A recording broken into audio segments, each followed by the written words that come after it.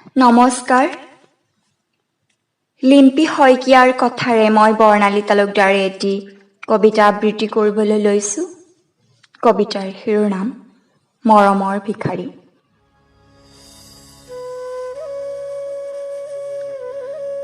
বুকুতেই সাঁচি আশাৰ সমাধি, চিঞৰি চিঞৰি ভাগৰি পৰিছে। অসহায় হৈ ৰোৱা আধৰুৱা সপোনবোৰ। মৰম লাগে, মাথো অকণমান মৰম লাগে।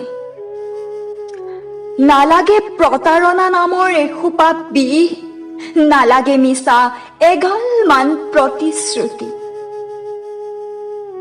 নিভাঁজ কোণৰ তোমাৰ সেই নীলা চৰাইজনী, চোৱাচোন আজি নিজানত কিদৰে উঠিছে উচুপি।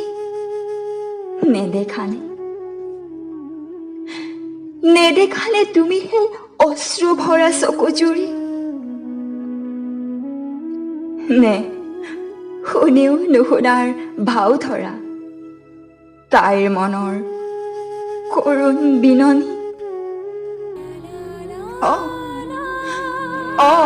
মনটোৱে এতিয়া খঙতে কয় তাইক, কাৰোবাৰ মৰমৰ নীলা পৰিজনী হবলৈ গৈ নিজকেই দেখোন হেৰুৱালি।